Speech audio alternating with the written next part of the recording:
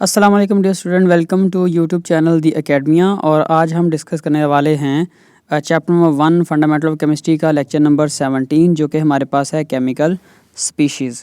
तो बहुत सारे जो है वो शॉर्ट क्वेश्चन और लॉन्ग क्वेश्चन भी यहाँ से हैं हमारे पास। तो केमिकल स्पीशीज़ जो है वो हमारे पास 3 तरह की होंगी, अभी हम डिस्कस भी करेंगे उनके बारे में। तो उससे पहले जो है वो एक क्वेश्चन भी इम्पोर्टेंट जो है वो आप बताएंगे मुझे, और हम इसमें डिस्कस भी कर लेंगे चलें बाद में। Y atom acquire positive and negative charge after losing and gaining electron respectively, कि जब कोई एटम इलेक्ट्रॉन लूज़ करता है तो उस पर पॉजिटिव चार्ज क्यों आता है, जब गेन करता है तो उस पर नेगेटिव चार्ज क्यों आता है। तो उस क्वेश्चन को भी है जो हम देख लेंगे। तो सबसे पहले हमने केमिकल स्पीशीज़ के बारे में थोड़ा सा इंट्रोडक्शन सुन लें। केमिकल स्पीशीज़ बेसिकली हमारे पास ऐसे स्पीशीज़ हैं जो कि किसी केमिकल रिएक्शन के दौरान बनती हैं और रिएक्ट करती हैं दूसरी सब्सटेंस के साथ। जैसे हमारे पास यहाँ पे जो केमिकल स्पीशी बताई गई है, एक आयन है, मॉलिक्यूलर आयन है, फ्री रेडिकल हैं। तो ये chemical species during the reaction बनती हैं और फ़ौरन ही रिएक्ट करके जो है वो अदर सब्सटेंस बना देती हैं। तो इसलिए हम इन्हें केमिकल स्पीशीज़ का नाम देते हैं, क्योंकि ये केमिकल रिएक्शन के दौरान में प्रोड्यूस हो रही होती हैं। तो आज हम जो है वो डिस्कस करने वाले हैं आयंस। आयंस क्या होते हैं? तो सबसे पहले जी, आयंस हमारे पास कोई भी एटम हो सकता है, ग्रुप ऑफ एटम हो सकता है हैविंग चार्ज ऑन इट। अगर हमारे पास कोई सिंगल एटम हो या फिर ग्रुप ऑफ एटम हो, जैसा कि सोडियम एक सिंगल एटम है और आप देखते हैं इसके ऊपर प्लस चार्ज है। क्लोराइड एक सिंगल एटम है, इसके ऊपर जो है वो माइनस चार्ज है। SO4 -2 ये ग्रुप ऑफ एटम है, ठीक है, तो इसके ऊपर भी चार्ज है।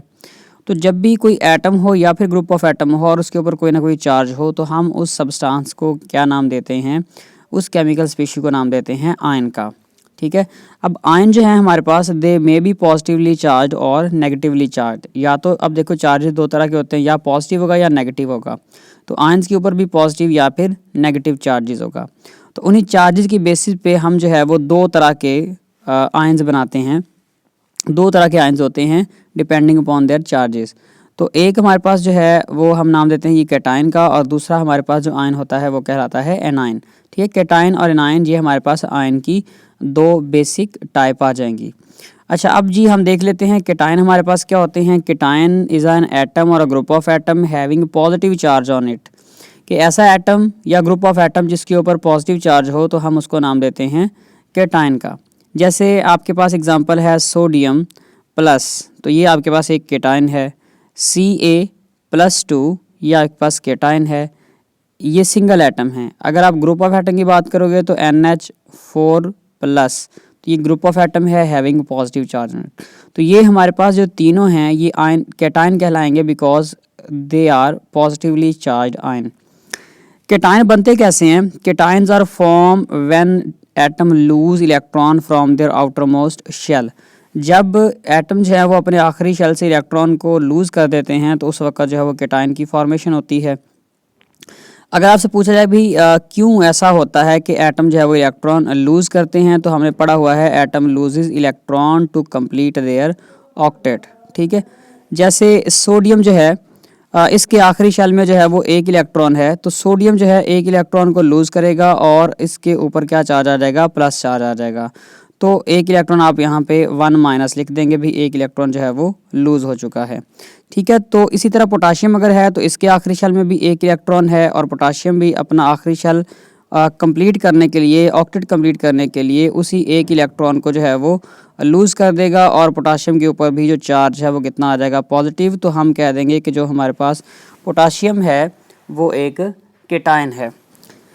अच्छा, ये तो हो गया हमारे पास कैटायन। अब हम अगली टाइप देख लेते हैं एनायन। हमारे पास क्या होते हैं जी? एनायन आर ग्रुप एटम और a group of atom having negative charge on it. अगर हमारे पास कोई एटम हो या फिर ग्रुप ऑफ एटम हो और उसके ऊपर कोई नेगेटिव चार्ज हो तो आप उसको नाम देते हैं एनायन का।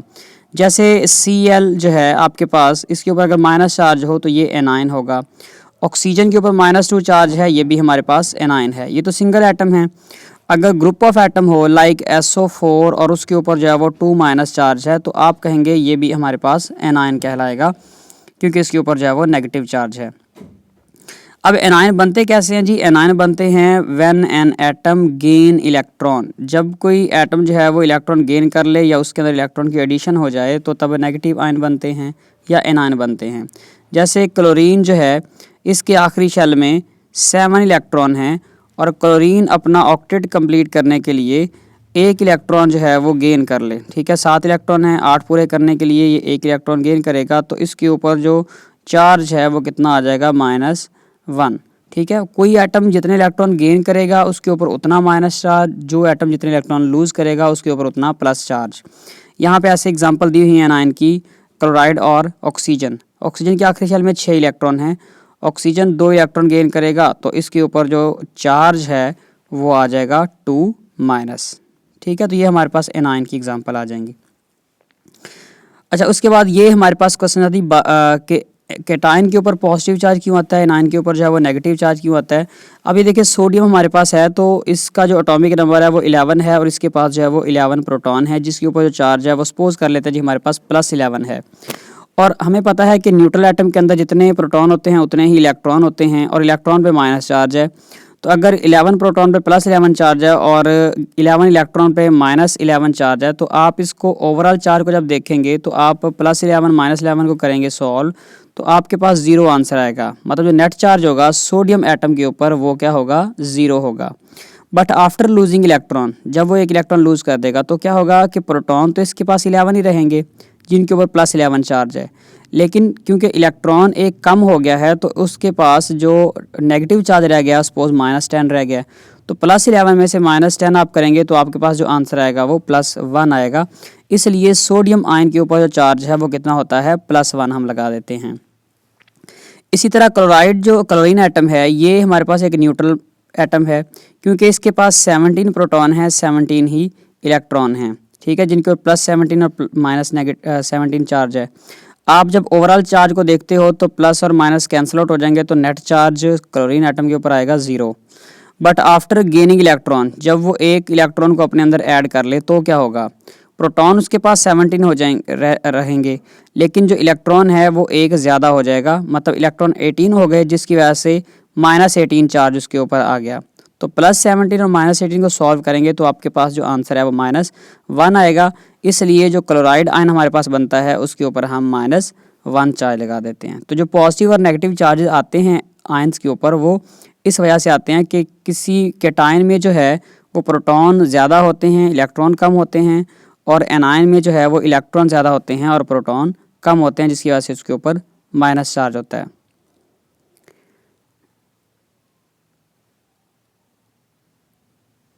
अच्छा, उसके बाद जी हमारे पास एक इम्पोर्टेंट शॉर्ट क्वेश्चन भी और लॉन्ग क्वेश्चन पूछा जाता है, what is the difference between atom and ion.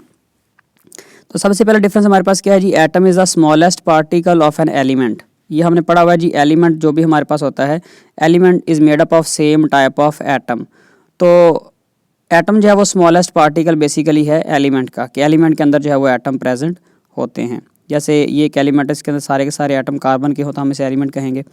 तो अब ये हमारे पास एक सिंगल जो है वो यूनिट है, तो पार्टिकल है, इसको हम एटम का नाम देंगे। और आयन क्या है, it is the smallest unit of an ionic compound.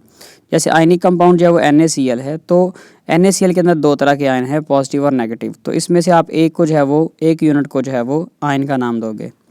ऐसे ही जो एटम है, it can or can not exist independently and can take part in a chemical reaction. अच्छा, can or can not exist, इसका मतलब क्या है, हमारे पास कुछ एटम ऐसे हैं जो कि इंडिपेंडेंट एग्जिस्ट कर सकते हैं, जैसा कि नोबल गैसेज होती हैं, हीलियम और आर्गॉन, नियॉन वगैरह। क्योंकि इनके ऑक्टेट या डुप्लेट पहले ही कंप्लीट होते हैं तो इनको इलेक्ट्रॉन गेन या लूज़ करने की ज़रूरत नहीं होती, इसलिए ये इंडिपेंडेंट एटम की फॉर्म में एग्जिस्ट करते हैं। बट एटम जो है वो इंडिपेंडेंट एग्जिस्ट नहीं भी कर सकता, जैसा कि हाइड्रोजन एटम है, इसके आखिरी शेल में एक इलेक्ट्रॉन है, इसका डुप्लेट कंप्लीट नहीं है, इसलिए ये अपने ही दूसरे हाइड्रोजन एटम से इलेक्ट्रॉन शेयर करके मॉलिक्यूल की फॉर्म में जो है वो एग्जिस्ट करेगा, सिंगल एटम की फॉर्म में एग्जिस्ट नहीं करेगा। लेकिन जो आयन है, it can not exist independently. Ion कभी भी इंडिपेंडेंट एग्जिस्ट नहीं कर सकते, ये हमेशा ऑपोजिट चार्जेस से सराउंड होते हैं। मतलब आपके पास अगर कोई पॉजिटिव आयन है तो उसको सराउंड किया होगा नेगेटिव आयन ने, ठीक है, अगर कोई नेगेटिव आयन है तो उसको सराउंड जो है वो किया होगा पॉजिटिव आयन ने। तो आयन्स कभी भी इंडिपेंडेंट एग्जिस्ट नहीं करते।